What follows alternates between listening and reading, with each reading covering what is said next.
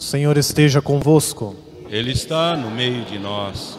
Proclamação do Evangelho de Jesus Cristo, segundo Mateus. Glória a vós, Senhor.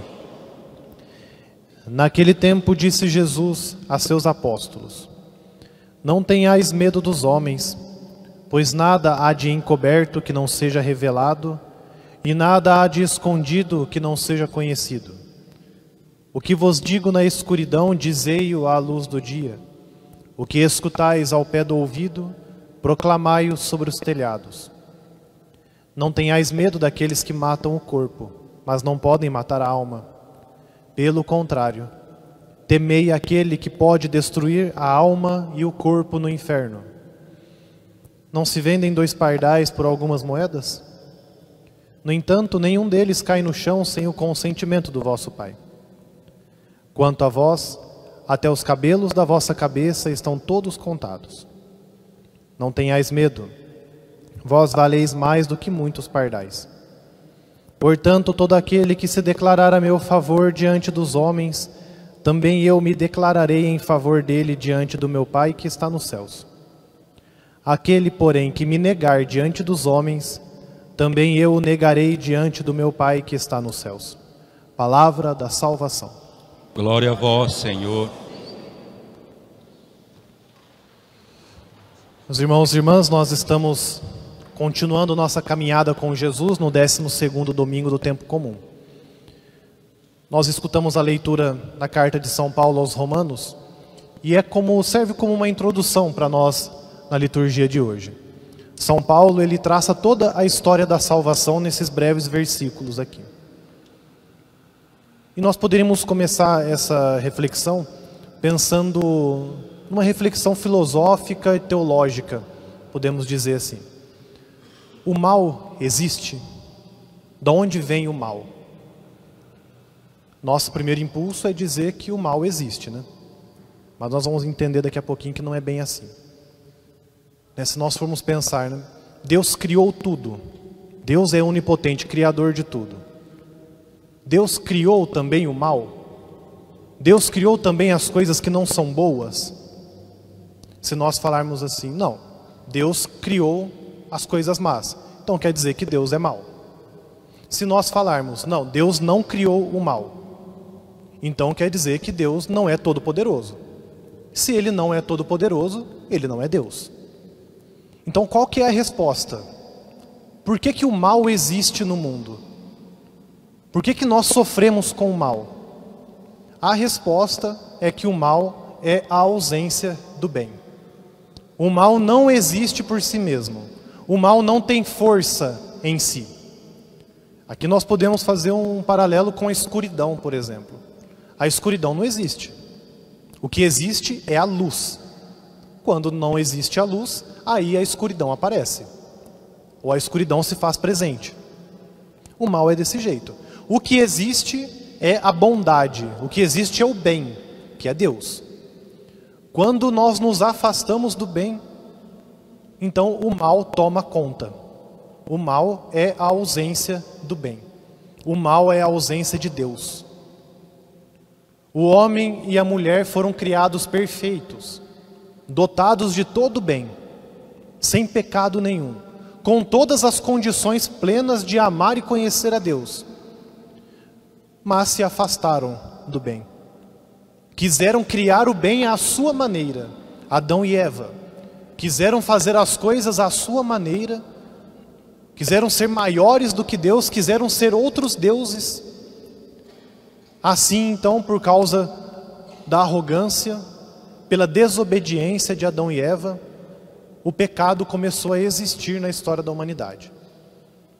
Até o momento em que Adão e Eva não tinham escutado a voz da serpente, do diabo, o pecado não existia. O pecado de Adão e Eva é a desobediência, é a prepotência, é a arrogância de querer ser como Deus, de querer fazer as coisas melhores do que Deus. Nós não temos essa capacidade, porque só Deus é bom. Ele é o bem pleno. Então nós não podemos fazer nada que seja bom longe de Deus. Longe de Deus nós só fazemos coisas ruins. Longe de Deus nós só erramos. Pode parecer que longe de Deus nós conseguimos acertar, né? Aí que a gente pode pensar, né? Mas por que tantas pessoas más, por que tanta gente ruim tem tanto dinheiro, por exemplo? Por que parece que as pessoas que são ruins têm sucesso na vida? E aqui entra a liturgia de hoje. Porque as coisas terrenas, as coisas do mundo, nada valem aos olhos de Deus. Porque o demônio, ele nos engana. Ele é o enganador, o pai da mentira. Ele traveste coisas ruins de coisas boas. Ele nos engana, ele nos faz pensar que coisas ruins, que o prazer desmedido e imediato é bom. De que o falar mal dos outros, por exemplo, parece uma coisa tão pequena. Ele nos faz pensar que isso é bom. Que enganar os outros, que mentir, nos faz entender que é bom, nos faz pensar que é bom. Que faltar da missa final de semana, o demônio nos faz pensar que isso não vale nada. Que tanto faz quanto tanto fez. Que não é pecado, não tem problema faltar da missa. O demônio nos faz pensar que o adultério é uma coisa normal. Que o aborto é uma coisa normal. Que as ideologias do mundo moderno são coisas normais. O demônio, ele faz coisas ruins parecerem boas. Por isso que a primeira leitura pode nos ajudar nisso, né? Jeremias começa a dizer daquilo que os seus amigos estão tramando contra ele, né? Os seus falsos amigos, né? Estão observando as suas falhas, esperando que ele cometa um engano. E assim nós poderemos apanhá-lo e desforrar-nos dele. É isso que o demônio faz conosco. É isso que o pecado faz conosco, com a nossa vida. O demônio nos tenta, nos cerca, nós caímos, nós cedemos às tentações, às seduções do maligno, caímos no pecado. O demônio ri da nossa cara, ele nos humilha, porque o pecado já é pesado, né? Nós sabemos disso, todos nós que estamos aqui, não somos inocentezinhos. Sabemos o quanto o pecado nos faz mal. O demônio gosta de nos ver assim. Além disso, ele nos pisa mais ainda. Ele nos humilha, joga na nossa cara a nossa própria falta. Nos faz achar que Deus não nos ama mais. Vejam como o pecado é terrível. O pecado se torna mais terrível ainda por causa de uma coisa que eu sempre digo. Porque o pecado é uma escolha consciente da nossa vida de dizer não a Deus. O pecado é livre.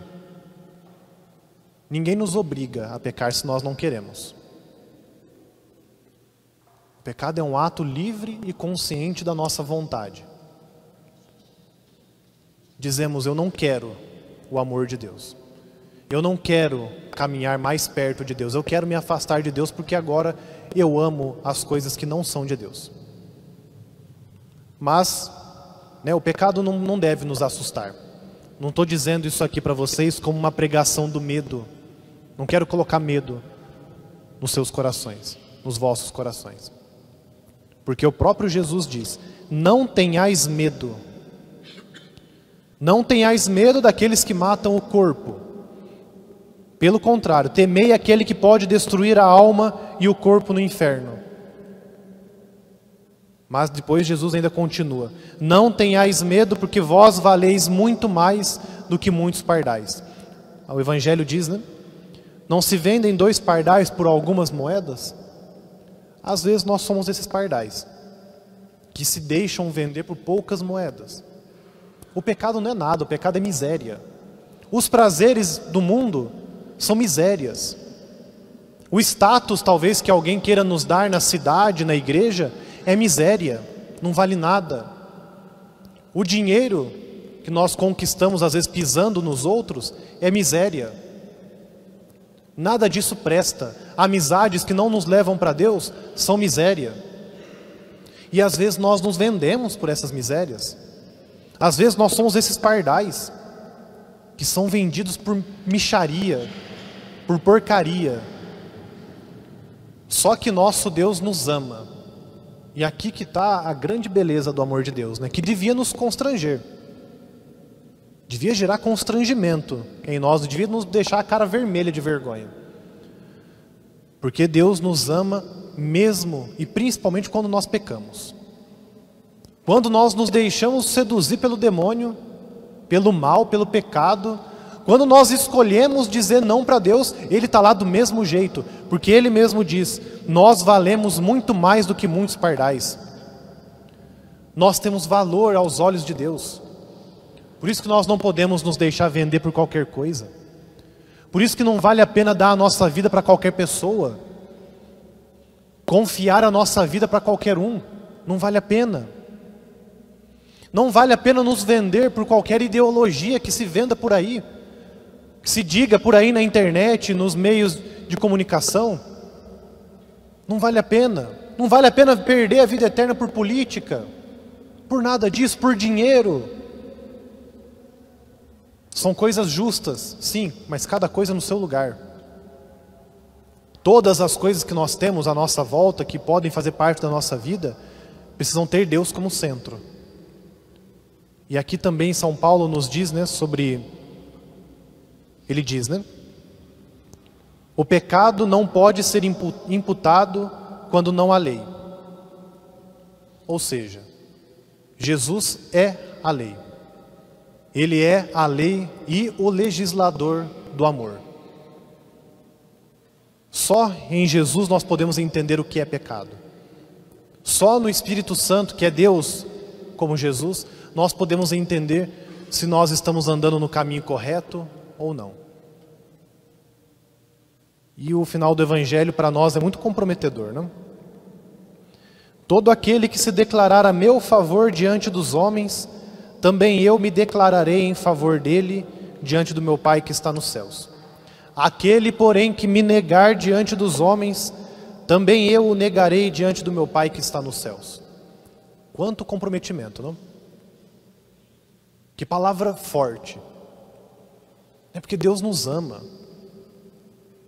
Jesus nos dá a mão quando nós pecamos, quando nós estamos no fundo do poço. Mas nós não podemos viver uma vida negando-o. Isso aqui é difícil, né? Hoje o mundo quer nos arrastar para longe de Deus. De maneiras sutis, viu? Não é com grandes coisas, não. Nas pequenas coisinhas da nossa vida, o demônio age. Nas pequenas palavras, talvez nas pessoas que nós menos pensamos, o mal pode agir, porque o mal existe. Nós precisamos estar muito íntimos com Jesus, com o coração muito perto dele, para que nós não o neguemos, para que nós estejamos sempre em favor de Deus, declarando nele a nossa fé, declarando por Jesus o nosso amor. É difícil, sim. Hoje nós celebramos São João Batista. O amor de Deus talvez nos faça ter um fim de vida como teve João Batista, né, com a cabeça cortada. Mas que bom se for assim, né? Que bom se nós perdemos a vida, porque nós somos pessoas coerentes, porque nós lutamos contra o mal, porque nós lutamos contra o pecado. Que bom! Seria uma alegria para nós. Que nós possamos hoje pedir então ao Senhor que Ele continue cuidando de nós. E Ele cuida de nós muito mais do que os pardais dos céus. Nós somos valiosos para Deus. Ele não quer que nós nos percamos. Ele nos dá força. Ele dirige as nossas vidas. Ele nos dá a sua palavra, nos dá a Eucaristia, nos dá a igreja, todos os sacramentos, para que nós possamos morar com Ele nos céus. Vejam quão belo, quão sutil, quão simples é o amor de Deus por nós. Então não percamos essa oportunidade. Peçamos a Ele hoje que mostre para nós o caminho correto e que seu Espírito possa ser a lei de nossas vidas. Deus nos ajude.